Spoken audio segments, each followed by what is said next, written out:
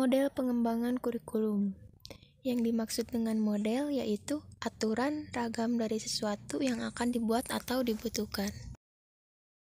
Sedangkan model pengembangan kurikulum merupakan suatu alternatif prosedur dalam rangka mendesain, designing, menerapkan, implementation, dan mengevaluasi evaluation suatu kurikulum. Dengan demikian, dapat dipahami model pengembangan kurikulum yaitu gambaran sistematis mengenai prosedur yang ditempuh dalam melakukan aktivitas pengembangan kurikulum, yaitu proses perencanaan, pelaksanaan, uji coba, dan penilaian kurikulum. Selanjutnya, model-model pengembangan kurikulum diantaranya yaitu 1. Model Levi Tyler. Pada model pengembangan yang dikemukakan oleh Tyler tahun 1949 mengacu pada 4 pertanyaan yang mengarah pada langkah-langkah pengembangan kurikulum. Di antaranya, A. Tujuan pendidikan apa yang ingin dicapai oleh sekolah? B. Pengalaman pendidikan apa yang semestinya diberikan untuk mencapai tujuan pendidikan? C. Bagaimanakah pengalaman-pengalaman pendidikan sebaiknya diorganisasikan? D. Bagaimanakah menentukan bahwa tujuan telah tercapai? Dengan demikian, model pengembangan kurikulum Taylor itu ada 4 tahap yang harus dilakukan, yaitu meliputi yang pertama, menentukan tujuan. Penetapan tujuan adalah langkah pertama. Dalam tujuan ini harus menggambarkan arah pendidikan yang akan dituju, jenis kemampuan apa yang harus dimiliki siswa setelah proses pendidikan. Ada 3 aspek yang harus diperhatikan sebagai sumber dalam penentuan tujuan pendidikan menurut Taylor, yaitu hakikat peserta didik, kehidupan masyarakat masa kini, dan pandangan para ahli bidang studi. Yang kedua, menentukan pengalaman belajar.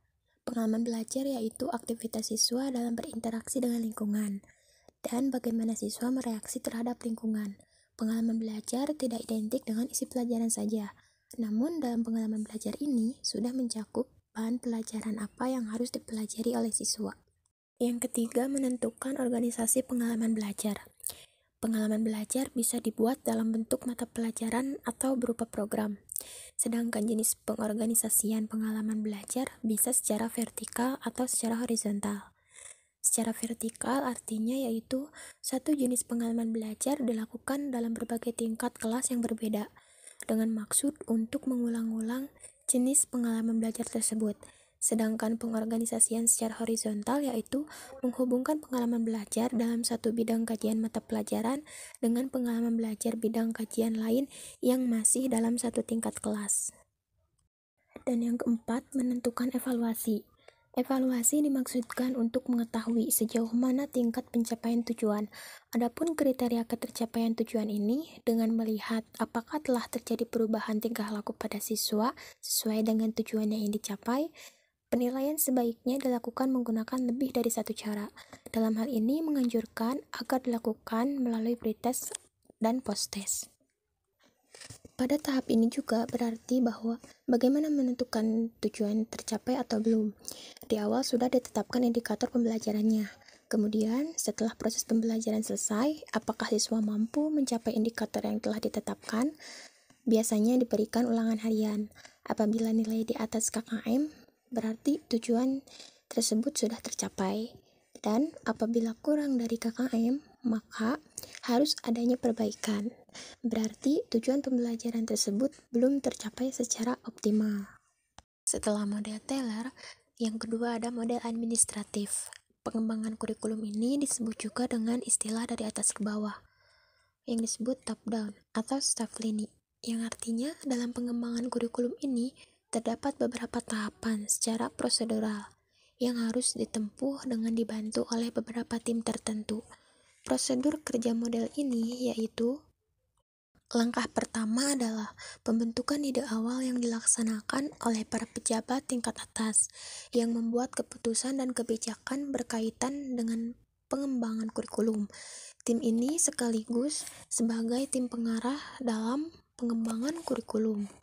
Langkah yang kedua adalah membentuk suatu tim panitia pelaksana atau komisi untuk mengembangkan kurikulum yang terdiri dari anggota panitia kerja, yaitu para ahli kurikulum, ahli disiplin ilmu dari perguruan tinggi, ditambah guru-guru yang pengalaman dan memiliki reputasi dan prestasi baik, untuk merumuskan tujuan pendidikan menjadi tujuan yang lebih operasional, memilih dan menyusun urutan bahan pelajaran, memilih strategi pembelajaran beserta alat evaluasi yang harus digunakan, serta menyusun pedoman pelaksanaan kurikulum bagi guru.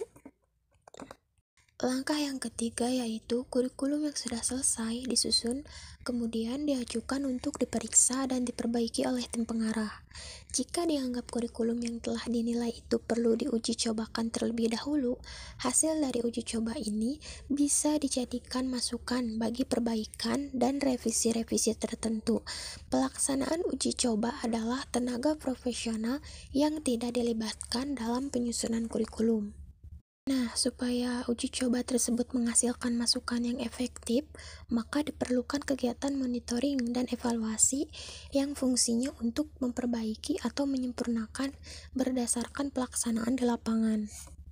Selanjutnya, model grassroots. Pengembangan kurikulum model ini adalah kebalikan dari model administratif. Model grassroots adalah model pengembangan kurikulum yang dimulai dari bawah.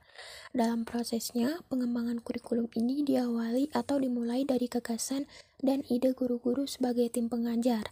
Model ini lebih demokratis karena digagas sendiri oleh pelaksana di lapangan, sehingga perbaikan bisa dimulai dari unit yang paling terkecil dan spesifik hingga ke yang lebih besar.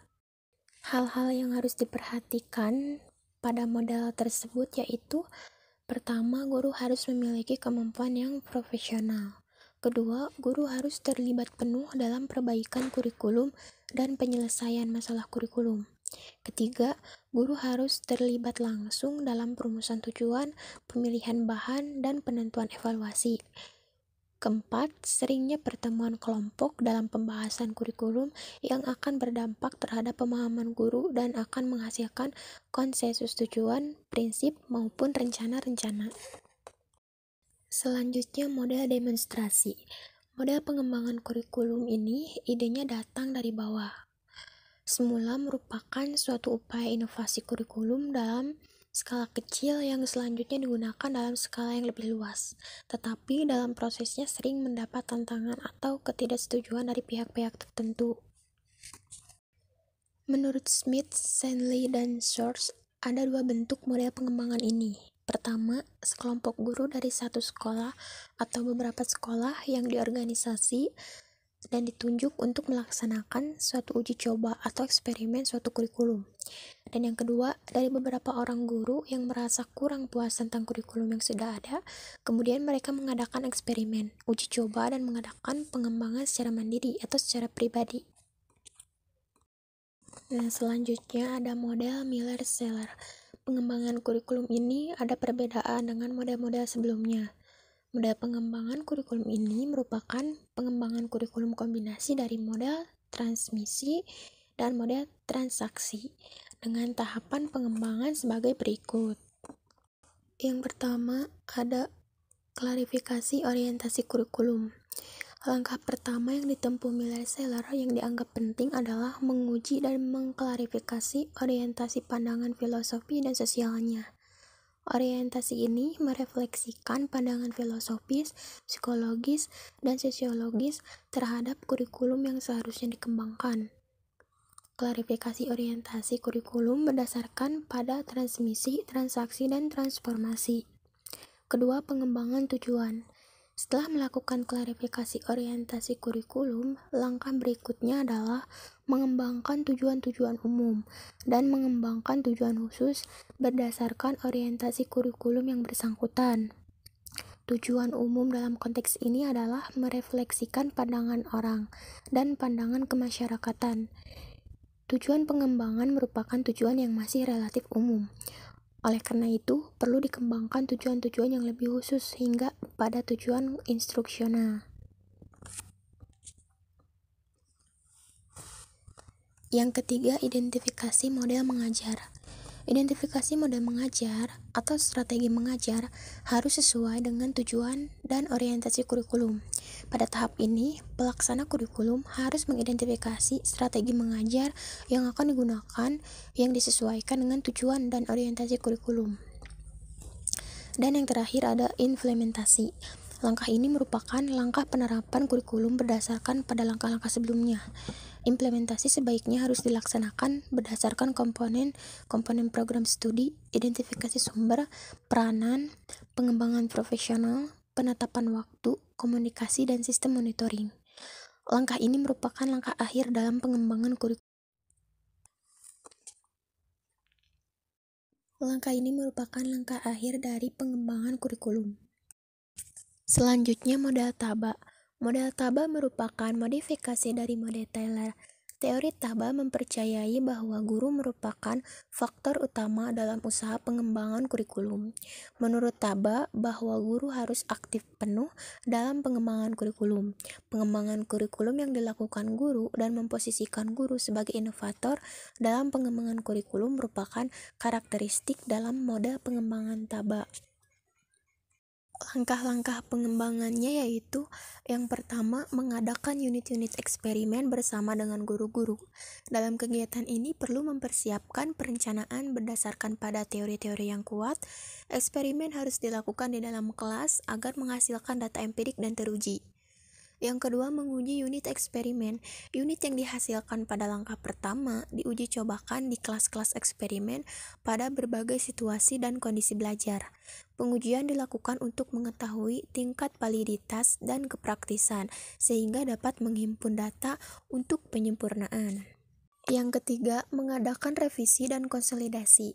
Perbaikan dan penyempurnaan dilakukan berdasarkan data yang dihimpun sebelumnya. Selain perbaikan dan penyempurnaan, dilakukan juga konsolidasi, yaitu penarikan kesimpulan pada hal-hal yang bersifat umum dan konsisten teori yang digunakan. Yang keempat, pengembangan keseluruhan kurikulum. Langkah ini merupakan tahap pengkajian kurikulum yang telah direvisi. Dan yang terakhir, implementasi dan diseminasi. Dalam tahap ini dilakukan penerapan dan penyebarluasan program ke daerah dan sekolah-sekolah, dan dilakukan pendataan tentang kesulitan serta permasalahan yang dihadapi guru-guru di lapangan. Oleh karena itu, perlu diperhatikan tentang persiapan di lapangan yang berkaitan dengan aspek-aspek penerapan kurikulum. Dan selanjutnya, model pengembangan kurikulum yang terakhir yaitu model Biochem. Menurut Biochem, proses pengembangan kurikulum meliputi 5 tahap, yaitu pertama, menetapkan arena atau wilayah di mana kurikulum itu diperuntukkan. Wilayah ini bisa mencakup satu sekolah, kecamatan, kabupaten, provinsi, atau negara. Yang kedua, menetapkan orang-orang yang akan terlibat dalam pengembangan kurikulum, serta tugas-tugas dan peran yang akan dilakukannya. Yang ketiga, organisasi dan prosedur pengembangan kurikulum. Langkah ini berkenaan dengan prosedur dalam merumuskan tujuan umum dan tujuan khusus, memilih isi dan pengalaman belajar, serta kegiatan evaluasi, juga dalam menentukan desain kurikulum secara keseluruhan. Yang keempat, implementasi kurikulum. Tahap ini yaitu pelaksanaan kurikulum yang telah dikembangkan oleh tim pengembang. Dalam pelaksanaan kurikulum dibutuhkan kesiapan guru, siswa, fasilitas, biaya, manajerial, dan kepemimpinan sekolah. Dan yang terakhir adalah evaluasi kurikulum. Hal-hal penting yang dievaluasi yaitu pelaksanaan kurikulum oleh guru-guru, desain kurikulumnya, hasil belajar siswa, dan keseluruhan dari sistem kurikulum. Materi selanjutnya yaitu organisasi kurikulum. Yang dimaksud dengan organisasi kurikulum merupakan pola atau desain bahan atau isi kurikulum yang tujuannya untuk mempermudah siswa dalam mempelajari bahan pelajaran serta mempermudah siswa dalam melakukan kegiatan belajar, sehingga tujuan pengembangan dapat dicapai secara efektif. Organisasi kurikulum terbagi menjadi 2 model. Yang pertama, organisasi kurikulum berdasarkan mata pelajaran atau subjek kurikulum. Yang diantaranya yaitu pertama, mata pelajaran terpisah atau disebut separated kurikulum. Bentuk kurikulum ini sudah lama digunakan dalam dunia pendidikan kita, karena bentuk kurikulum ini memiliki karakteristik yang sangat sederhana dan mudah dilaksanakan.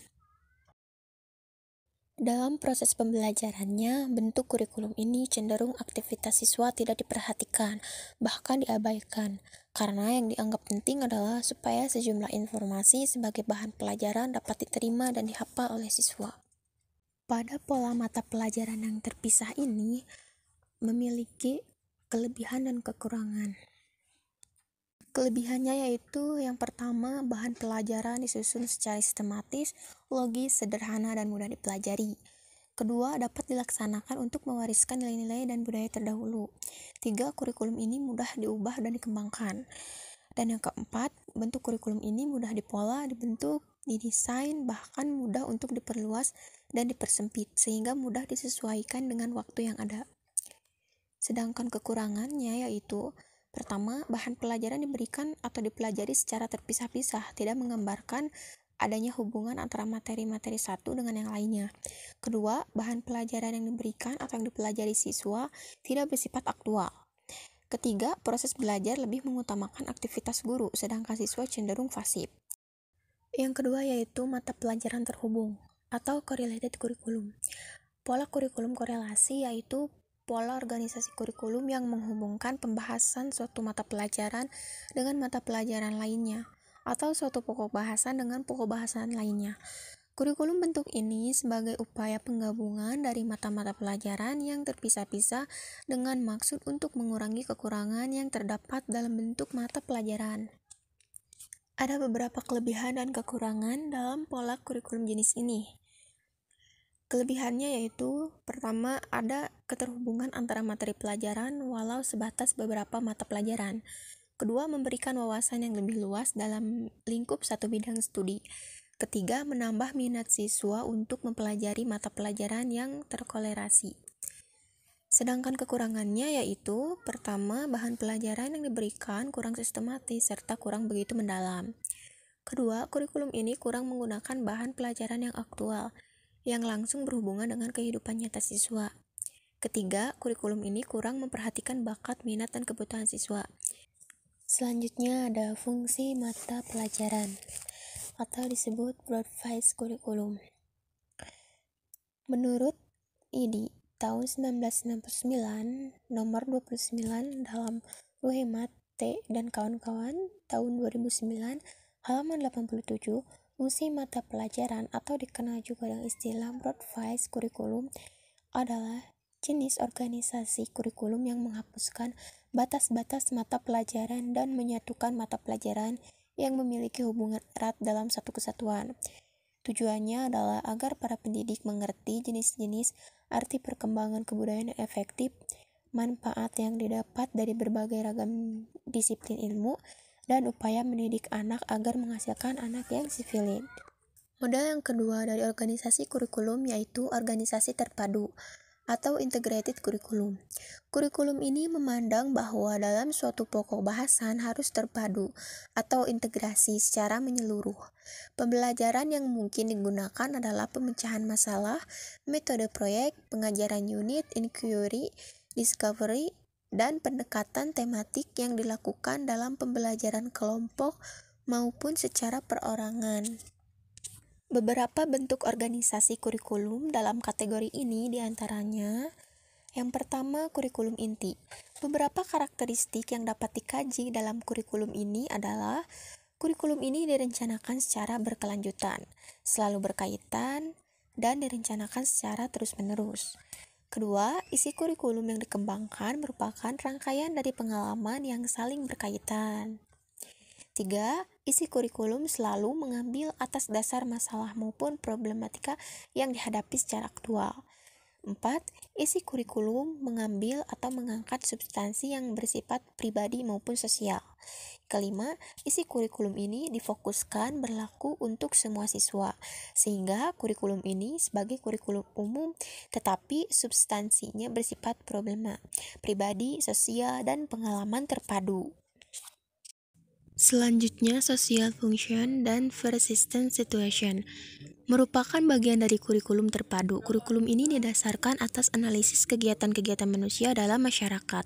Modifikasi kajian substansi dalam kurikulum bentuk ini lebih mendalam dan terarah.